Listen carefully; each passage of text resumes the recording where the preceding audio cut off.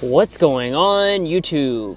So we recently spent time with the 2026 Mitsubishi Outlander, highlighting new features such as its new engine for 2026.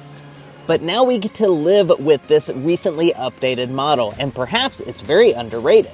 So, is this the hidden gem of the segment after 7 days? Well, let's go ahead and find out.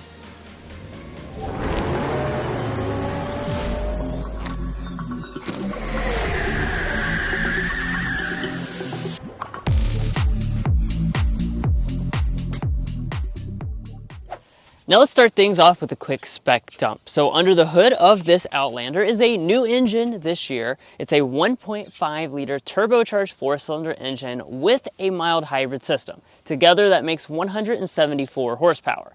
It's paired to a continuously variable transmission, and with the available all-wheel drive system you get 27 mpg.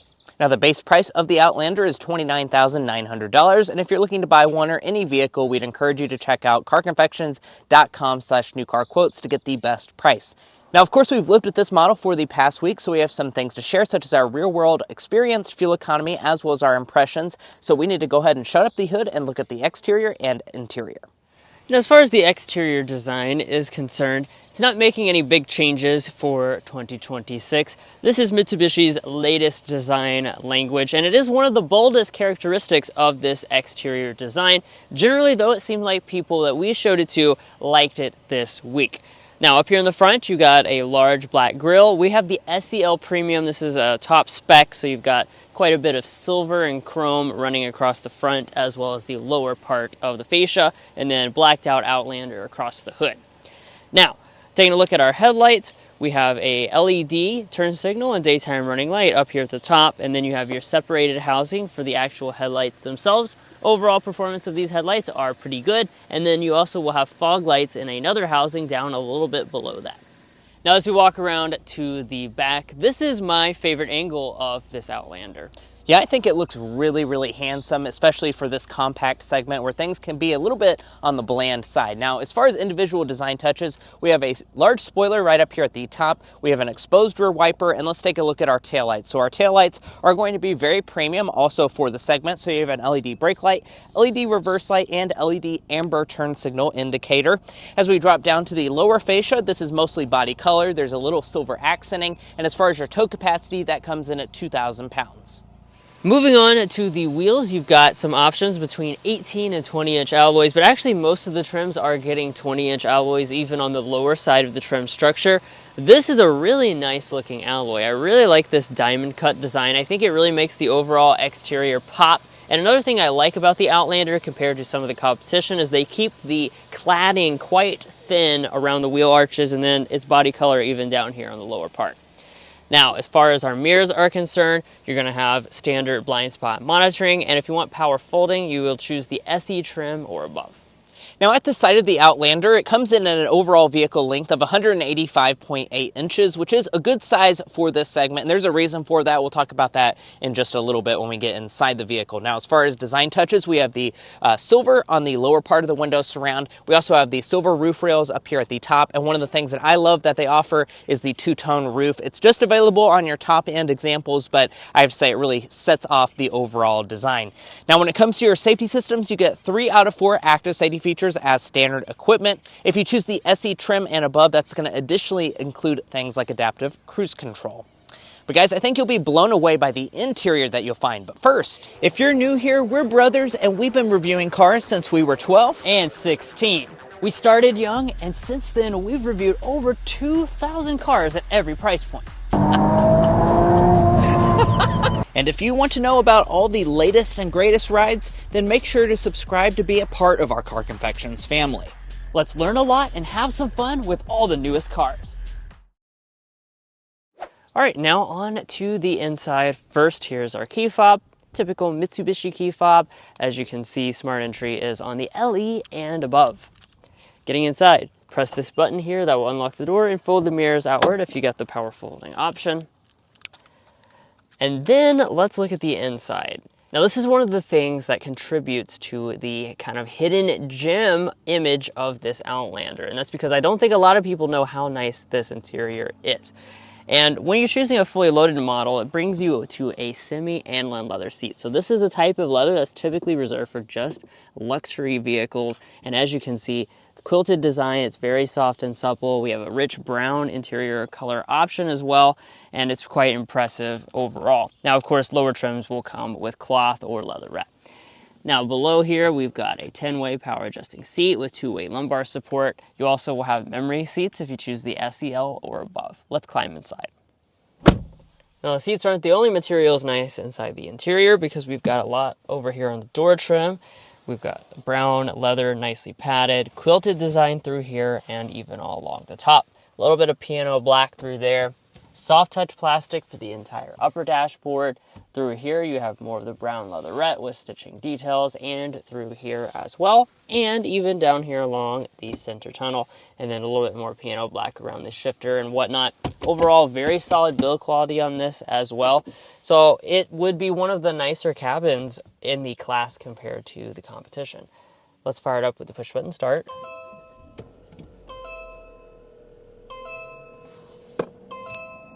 Let's jump into individual features and details with the gauge cluster. So we've got the premium version of the gauges, of course, as a top trim level. It's 12.3 inches. It is reconfigurable with several different designs, and very similar to what you've probably seen in some Nissan products. Now up above, this loaded model also comes with a head-up display, has pretty nice graphics on board. And as we pull back to the steering wheel, we have a really nice steering wheel. It has a nice thick feel to it. It has the perforated leather on the edges. And overall, it is pretty nice. It is going to be heated, and you also have manual tilt and telescoping abilities. We have rain sensing wipers, and then let's evaluate interior storage next. If we open this up, you're going to see some donuts inside. Of course, that is our Car Confections signature donut test as our logo, and we have 10 donuts inside, so that's not going to be the biggest in the class.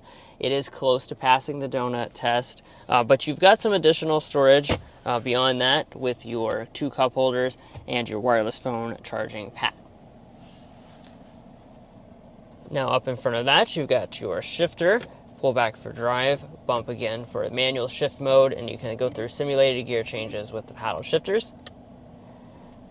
Heading in to reverse, here's our 360-degree camera system. One of the things I like about the Outlander is the fact that this is included on the SE trim and above, so you don't have to spend the big bucks to get the 360 camera. It's certainly nice for the segment.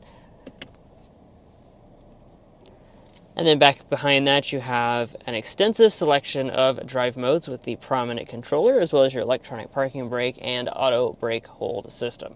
Moving to the center part of the dashboard, we have our climate controls. This is another kind of unusual feature for the Outlander, but you do have 3-zone automatic climate controls on SEL and above. So you can adjust both the driver and passenger and also the rear with these individual buttons. When you choose that trim or above, that's also going to unlock the 3-stage ventilated seats in addition to the heated seats. Heated seats are really good. The ventilated seats are a little noisy and not quite as effective as you might want, but in this segment of vehicle, we don't have the highest expectations. Now, one thing that also is impressive is right here with our volume knob. Not just the fact that we have a volume knob, but the audio system that's paired with this. So this is the 12-speaker Yamaha Ultimate Sound System. Let's hear a sample.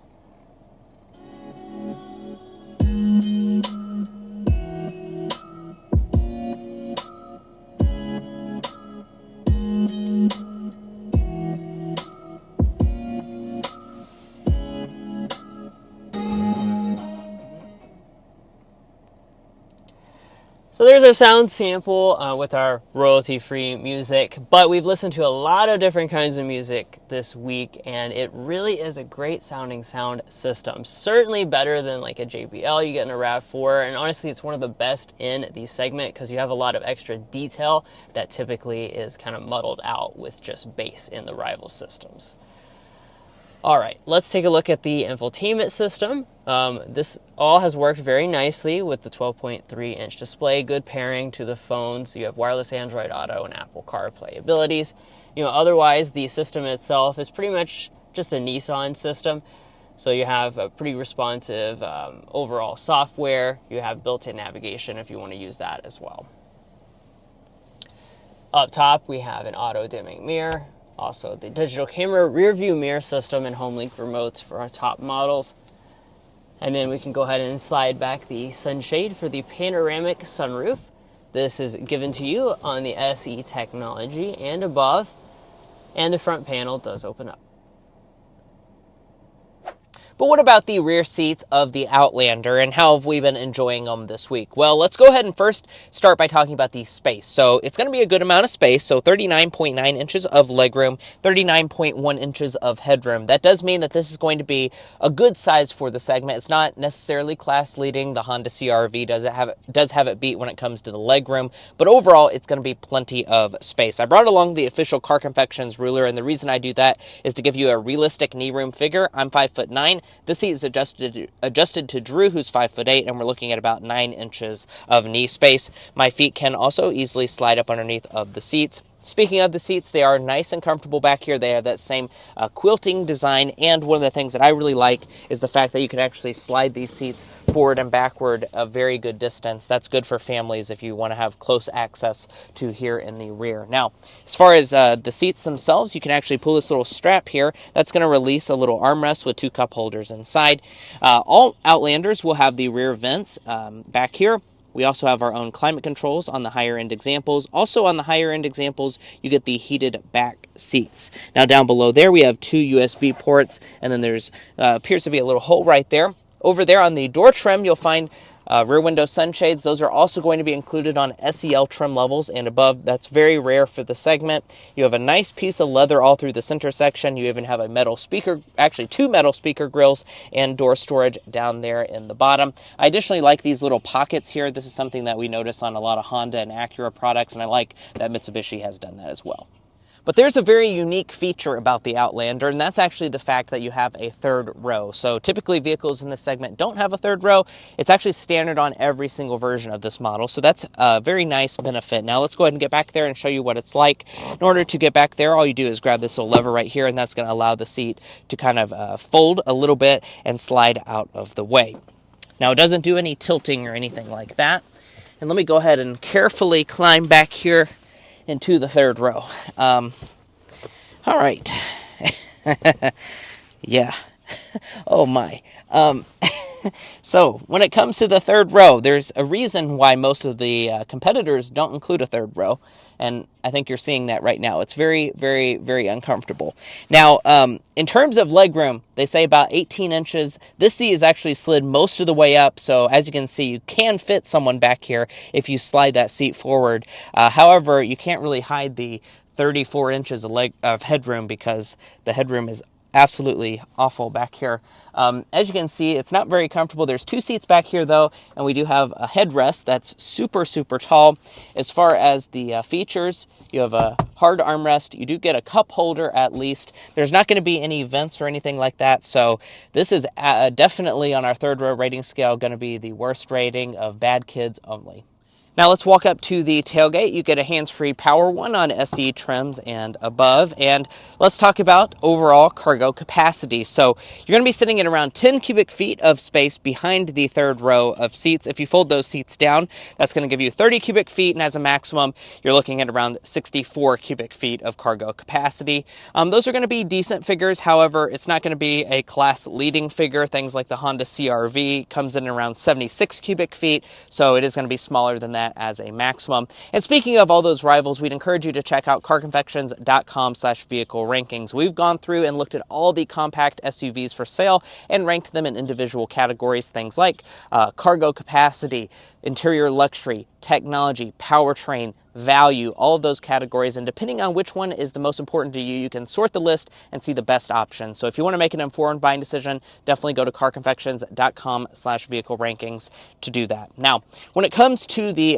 third row, in order to fold that down, you first of all need to fold these headrest, and then that's going to allow you to kind of fold that flat. Now the next step is to pull it back into and flip it down into the cargo area. So you have a little bit of a convoluted way of folding the third row, but I do like the fact that it gives you a flat cargo floor when you do that. And then you have handles here to fold the second row of seats completely flat. They do fold 40-20, 40 split. And now that they are completely flat with the floor, let's go ahead and get our cargo length, width, and height figures in the Outlander. As far as cargo length, we're looking at 73 inches of cargo length. From behind the second row, with it slid all the way back, about 40 inches of length. From behind the third row, about 16 inches is what you can expect. And as far as the opening, that's 44 inches wide, 31 inches tall. And let's get our load-in height as well. That is going to be coming in right at 30 inches. Now, I do want to point out you do not get a spare tire on the Outlander, and honestly, I feel like this third row definitely costs you a little bit when it comes to overall cargo capacity. That probably takes up quite a bit of space. Well, guys, here we are behind the wheel of the 2026 Mitsubishi Outlander. In this test drive, we'll be discussing quite a lot, as you can see on the screen right now. But first, we need to go ahead and start with a hard acceleration to show you what that new powertrain is all about.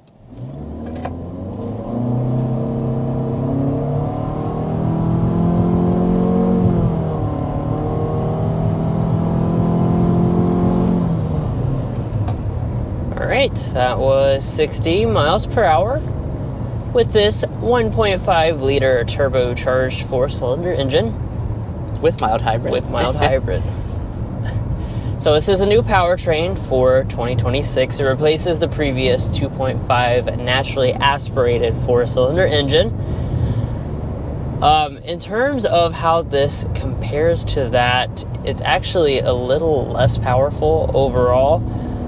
Yeah, 174 horsepower. Yeah, down 7 horsepower over the previous engine that it had on board. Now, it does have plus 25 pound-feet of torque, though, so that's kind of pros and cons there in that facet. But overall, 174 horsepower is definitely going to place this on the slower side of things for sure. When you first take off, it definitely has a little bit of, lethargic feel to it, because this is also one of the largest options in the segment with one of the lowest horsepower ratings.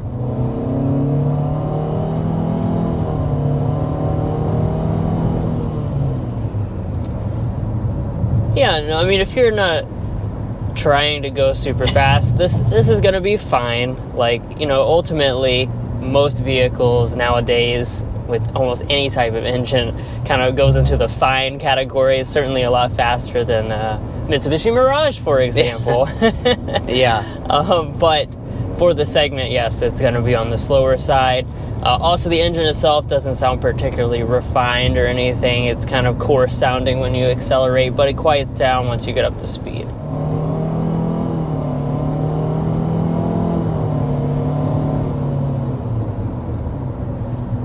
Now we have a continuously variable transmission on board. It does have shift simulation, as you can see. Overall, it's a nice and smooth transmission. I think it does a pretty good job as well with that simulation. Yeah, and as far as how power is routed to the ground, you have standard front-wheel drive or available all-wheel drive. And we are on our designated strip of road to talk about ride quality. So this is a discussion that I want to have because after living with this Outlander, we've been able to drive it on all types of road surfaces, and we've been pretty impressed with the ride quality. This vehicle does have a very nice ride. It's very compliant. You hit big bumps in the road, and it does a great job of soaking that up. I'm not going to say that's the smoothest riding in the entire segment. It is going to be a little bit less smooth than some of the main competition, like the Honda CR-V. But keep in mind that we have the largest 20-inch wheels on this particular model, so to even have decent ride quality with that large of a wheel, I think is pretty impressive. All right, we are speeding up to 55 miles per hour. I'll toggle us to fan speed 1 so we can get a sound level reading of this Outlander.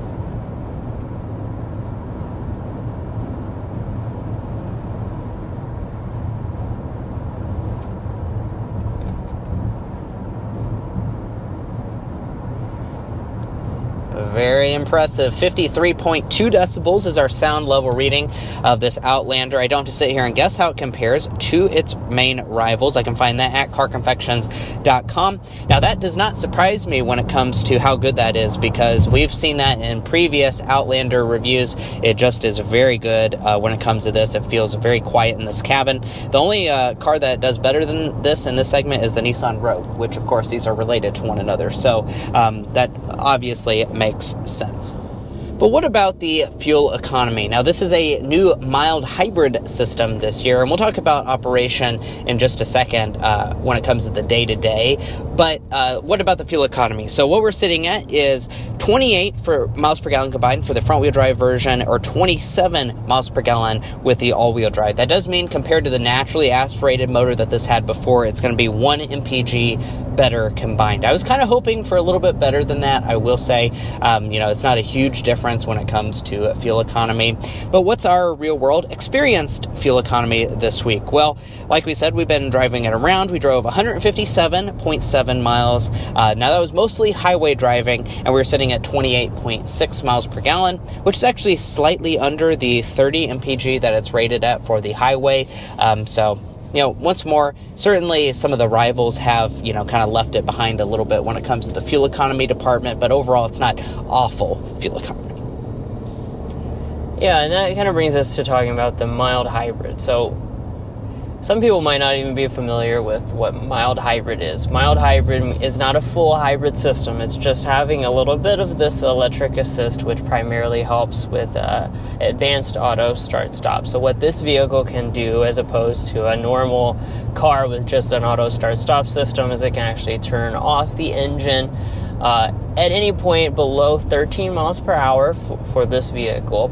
So when you're coming to a stop, it can get the engine off a little bit sooner, thus, saving you a little bit more fuel. But I think that's why you see overall that it doesn't make a profound impact, because it is only operating under 13 miles per hour.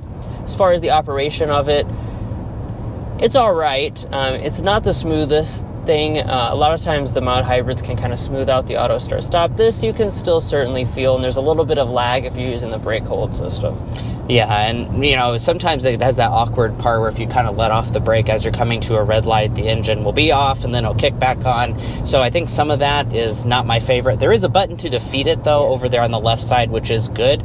So I appreciate that. And today that is going to actually be our airball, is this engine switch. Now, yes, the previous engine was not great. However, I am not a huge fan of this new mild hybrid setup. 174 horsepower is even less power than what it had before. It's pretty slow, 0 to 60 wise. The fuel economy is also not very good, and the mild hybrid system not super refined either. So I really just wish that Mitsubishi would go ahead and get a real hybrid system out, because especially compared to rivals like the very own RAV4 that we have, it just feels way behind the times in terms of fuel economy and power delivery.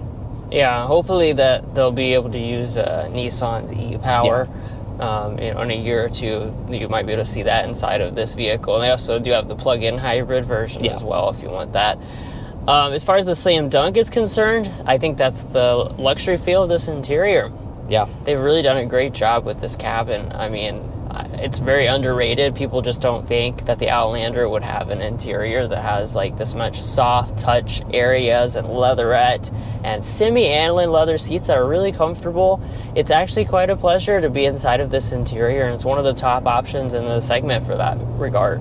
And let's talk pricing. So like I said at the beginning of the video, we start a little under $30,000 for the base model. You can see the full lineup of prices on the screen right now. Now we have the fully loaded example, so this is going to ring in quite a bit more expensive. So we have the 26 Outlander SEL. We have all of the packages that you can add. Once we add in 1745 destination, we're sitting at a very steep $47,235. It is assembled in Japan, by the way, and I do also want to point out that while $47,000 does sound like a lot of money, and it is for this segment, you can routinely get very good discounts on these Outlanders, sometimes in the multi-thousands of dollars, so this actually can become a very appealing price point pretty quickly. Now, if you're looking to buy one, we'd encourage you to check out carconfections.com/newcarquotes. The reason you should do that is because we have a tool on our website that will connect you with dealerships to get you the best price in your area. It's also going to give you access to invoice pricing information, which is a great tool if you plan on doing dealership negotiation. Once more, you can find that at carconfections.com, and there's even things like a monthly payment calculator as well. But what about Mitsubishi's resale reliability and warranty? First up, let's talk about resale value. Mitsubishi as a brand is rated at 46.85% of estimated retained value after 5 years and 60,000 miles, and after 10 years and 120,000 miles, 16.6%. It's worth noting that is actually below industry average for all vehicle brands, and it is significantly behind some of the main rivals such as Honda, Toyota, or Mazda. Now we also have reliability data with our combined reliability index. When we calculate with the latest information from 2026, Mitsubishi is rated a bit below the overall industry average compared to all other vehicle makes.